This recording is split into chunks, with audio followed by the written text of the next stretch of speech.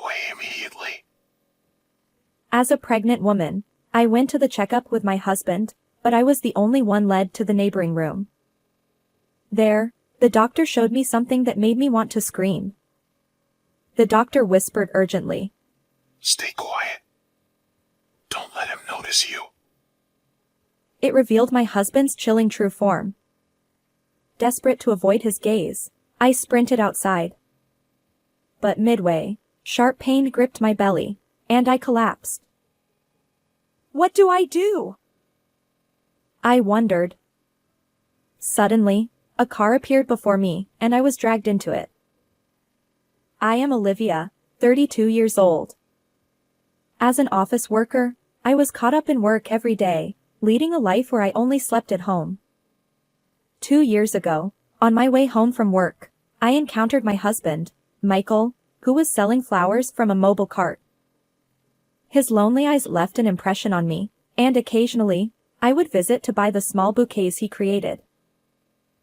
Thank you for being a regular customer. Do you like our flowers? Yes, I love them. But in truth, I had developed feelings for Michael. Gradually, we started talking more, and I learned that Michael had no family. He had lost his parents in an accident during his college days. I, too, had lost my parents early in life, and our shared experiences drew us together quickly. Michael had moved away from this place filled with painful memories and lived in a remote area for a while. However, the convenience of familiar surroundings eventually led him to move to my area just 6 months ago.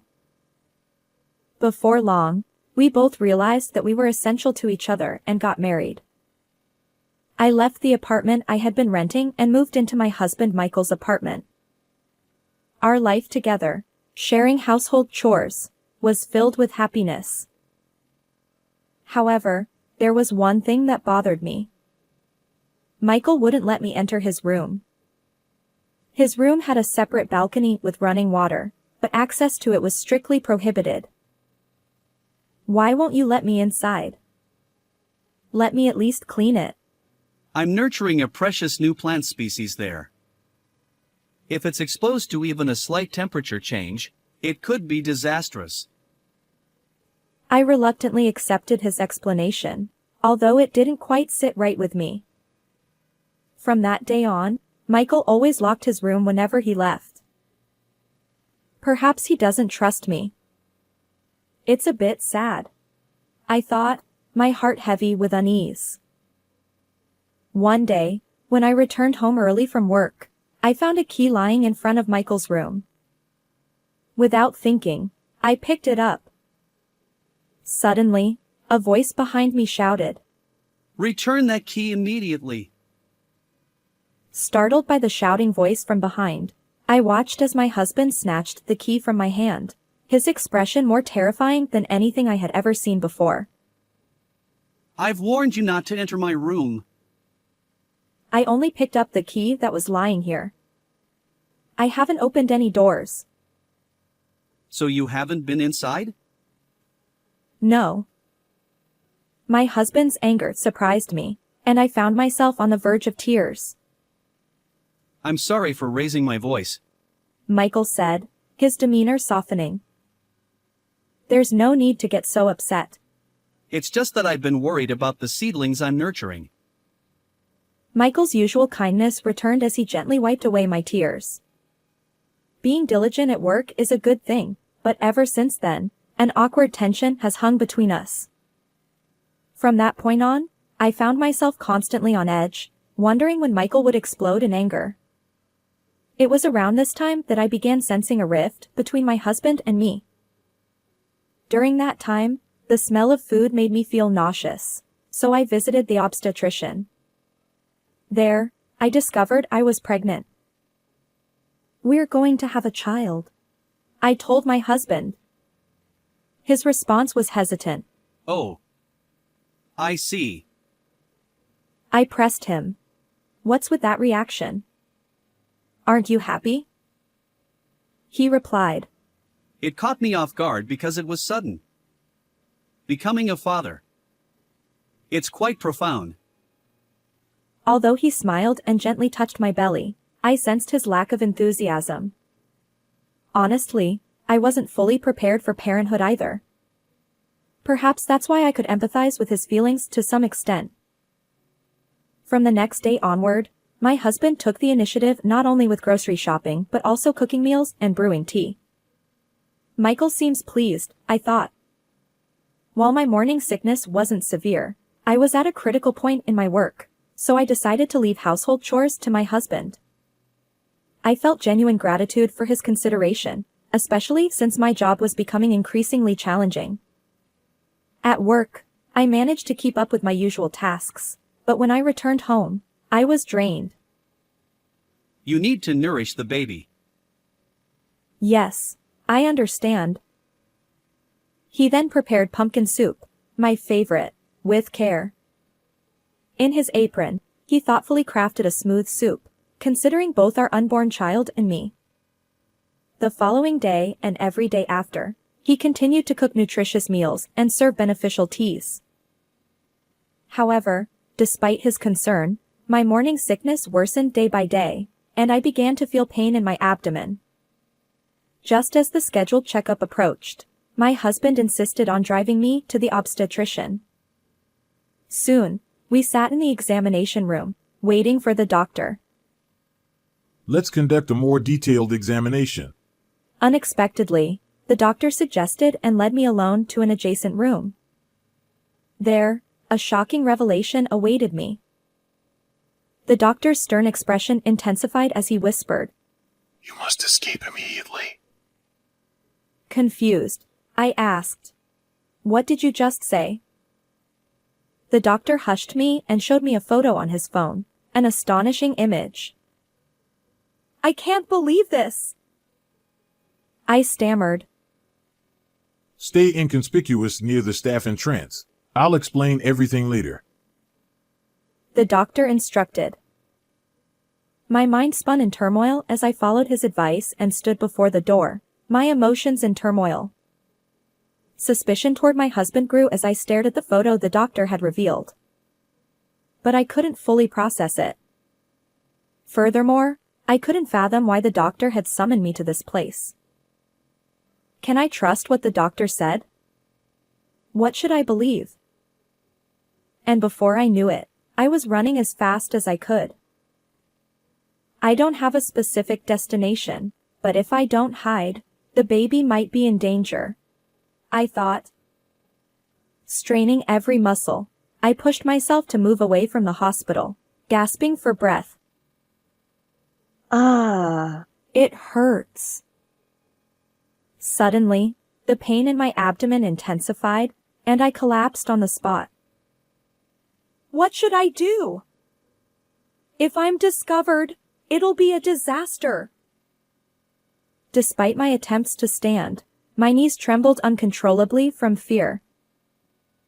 In that critical moment, a car pulled up in front of me. A stranger emerged from the vehicle and forcibly dragged me inside. Wait, let me go, someone help! The pain in my belly and the overwhelming fear left my mind hazy. Unable to get out on my own, I remained in the car, uncertain of where it was taking me. After about 30 minutes, they finally pulled me out of the car, cradling me as they led me into a room. As I entered the room, there stood the doctor who had urgently told me to flee earlier. I'm relieved you're safe. When you didn't appear at the staff entrance, we searched for you. But the person who put me in the car earlier was a stranger. That was one of our nurses. You've likely seen her when entering the examination room. The doctor explained. Now that I thought about it, I vaguely remembered encountering the nurse when she had gestured for me to enter the examination room.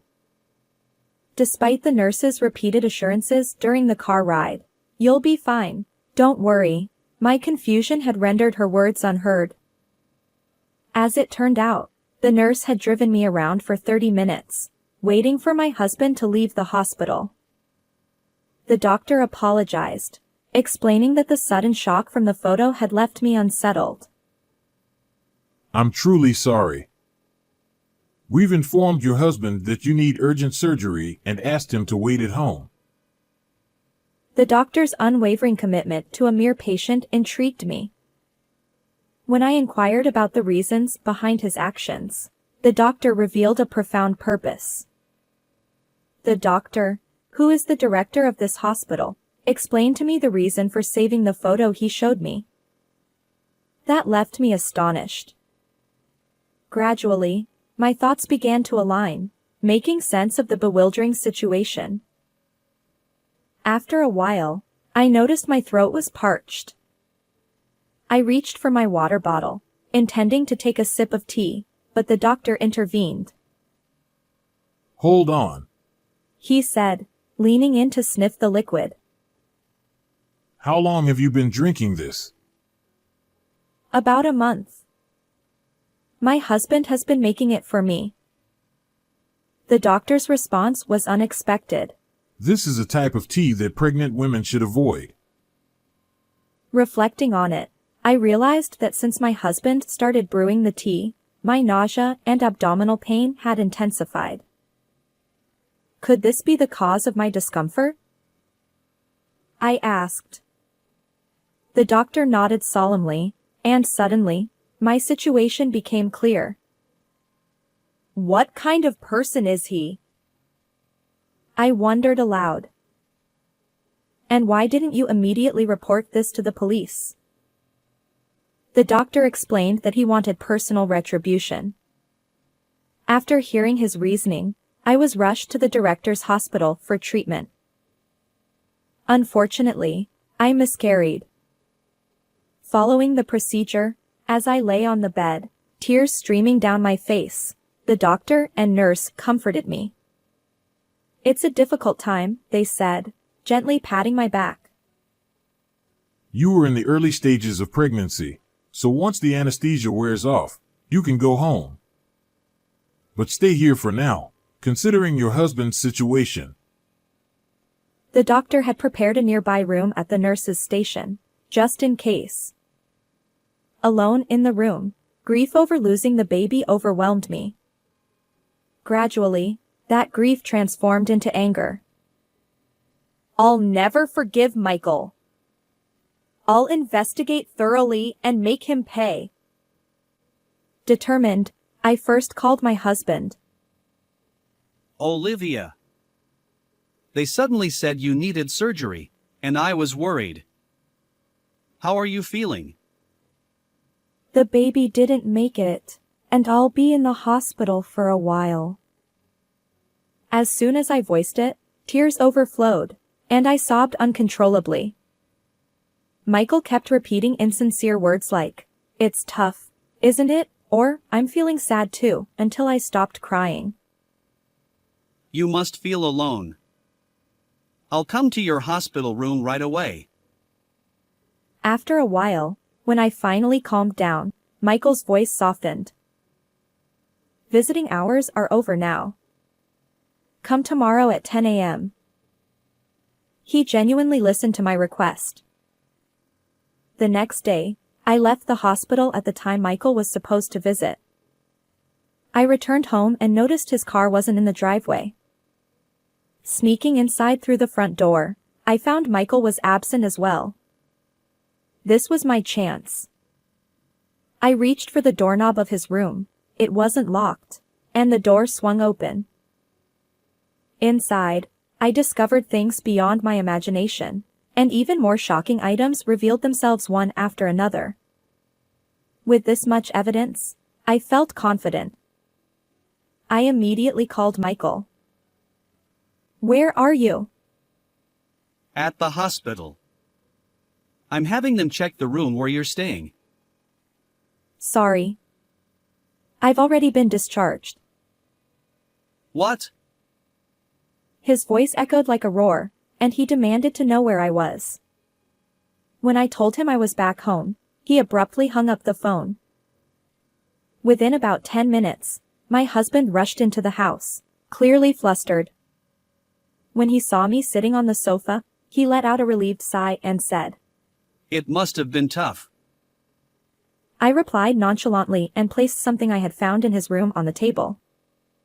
Michael's expression briefly shifted, but he quickly regained his usual demeanor. This is the herbal tea pregnant women shouldn't drink, right? I asked. Michael responded. There's no way that's true. I pressed further. Not just tea, but you also mixed it into my food, right?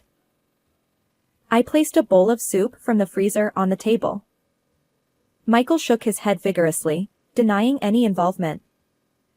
Even when I confronted him, he refused to confess, insisting that he only fed me nutritious food. You sell flowers from a mobile stand and grow herbs. Do you really think you can talk your way out of this? I challenged. Michael replied. I know about flowers, but herbs are just trivia. Frustrated, I pointed to the evidence. Then what's this? And forgetting to lock the door, that's careless. Determined not to let him slip away, I stood up and swung open the door to his room. There, in his room, were numerous illegal plants that he shouldn't have been cultivating. Even my husband, usually composed, broke into a cold sweat, his face turning pale. He couldn't come up with any excuses and fell silent. I can't believe you're growing so many dangerous plants. By the way, I've taken photos as evidence, just in case. Any attempts to deny it would be futile.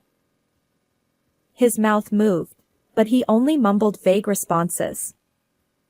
Frustrated, I entered his room and slammed down a suspicious ledger I found in the closet, a record of outrageous prices for selling herbs. Michael stammered. That's a misunderstanding. Among the flowers I grow, there are some exceptionally valuable ones you can't find elsewhere. I challenged him. Which flowers are those? Like this poppy-looking one? Be honest, and I'll cooperate. Michael hesitated, then finally confessed. Really? Well, the truth is. With a calm expression, I listened to my husband's story. After losing both parents in an accident, he initially lived a comfortable life thanks to life insurance. However, as the money dwindled, he turned to cultivating illegal herbs to finance his college education. That must have been tough. So after graduating, you started the mobile flower business? I remarked. Michael replied. Yeah, that's right. Selling herbs through a flower shop seemed reasonable. Plus, if things got dicey, I could always move elsewhere. His smirk made me shudder, but I managed to maintain composure. Did you give me those forbidden herbs because you were after the life insurance payout?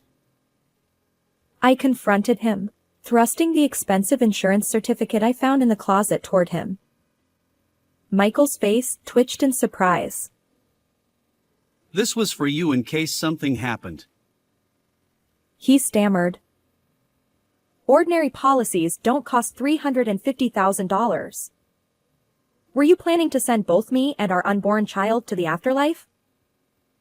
His insistence wavered, so I showed him the photo data from the obstetrician. This wanted criminal and Michael look eerily alike. Granted, you're not wearing black-rimmed glasses now. Michael retorted. It's just a resemblance. I challenged him. Then let's go to the police station to verify. Sweating profusely, he scratched his head and reluctantly agreed. But the next moment, he lunged at me. Wait! That's enough! The doctor, who had been hiding in the kitchen, rushed toward my husband. In a swift motion, he hoisted Michael onto his shoulders and threw him to the ground with a resounding thud. Michael remained writhing in pain, unable to move. You sent my grandchild to the other side 3 years ago. The doctor declared, shocking Michael to his core. It turned out that 3 years prior, the doctor's granddaughter, Isabella, had fallen seriously ill during her pregnancy and tragically passed away along with the unborn child. And at that time, her husband was none other than Michael. Isabella's pregnancy had been progressing smoothly, and her health had been excellent. However, an autopsy revealed an alarming amount of drugs in her system, leading to Michael being pursued by the police as a wanted criminal. At the time when Isabella and her husband were married, the doctor was working overseas and had no prior acquaintance with Michael. But upon hearing the devastating news, the doctor promptly returned to the U.S. Despite exhaustive efforts, he couldn't locate Michael, who had seemingly vanished. Undeterred, the doctor established his practice in the U.S. and continued the search for the culprit. When my husband unexpectedly walked into the examination room with me, he was taken aback. Thinking on his feet, he swiftly moved me to the adjacent room. Damn it! I thought it wouldn't be found. Michael clenched his teeth, his gaze icy, sending shivers down my spine. When we first met, you lived in that remote place to avoid attention, didn't you? Yeah, Olivia. You said you'd cooperate with me, right? Absolutely. If it's to make you pay for your sins, I'll help. Clearly flustered by my unexpected response, Michael stammered. Olivia, I genuinely love you. I didn't want our unborn child to take you away from me, so I made you drink those forbidden herbs. I'm truly sorry. Are you trying to brush this off so lightly? I lost a precious life. From now on, I'll focus solely on you, Olivia, and serve you. Please believe me. I stared into his eyes, then shook my head vigorously, sending a stern message. Do you think I can stay silent after you sent my precious child to the afterlife? Don't play games. If you want a child, we can have another. No. I don't want your child. I won't show mercy to the man who betrayed Isabella and her unborn child. Live with the weight of your disregard for human life. At that moment, I saw a police vehicle approaching. Michael tried to escape, but the doctor quickly apprehended him, handing him over to the police. As they handcuffed him and led him away, I watched. Then, our home was searched. Just as I suspected, Michael had secretly cultivated illegal herbs in his room. Furthermore, he had grown dangerous plants and even mixed them into frozen food. Afterward, my husband was sentenced to prison for harming the doctor's grandchild and endangering me. Not only that, but it was also revealed that Michael had orchestrated an accident to send his parents to the other side, and as a result, he was barred from ever returning to our vicinity. The doctor, finally avenging his grandchild, shed tears after the trial. I divorced Michael and returned to a solitary life. Although I lost my unborn child, I began to think that it would have been even more painful for the unborn child to learn about the father's sins. I threw myself into work, and my efforts paid off with career advancement. Now, as a manager overseeing many subordinates, I continue to excel on the front lines of my workplace. How did you find this story? If you enjoyed it, consider subscribing to our channel. Until next time, take care.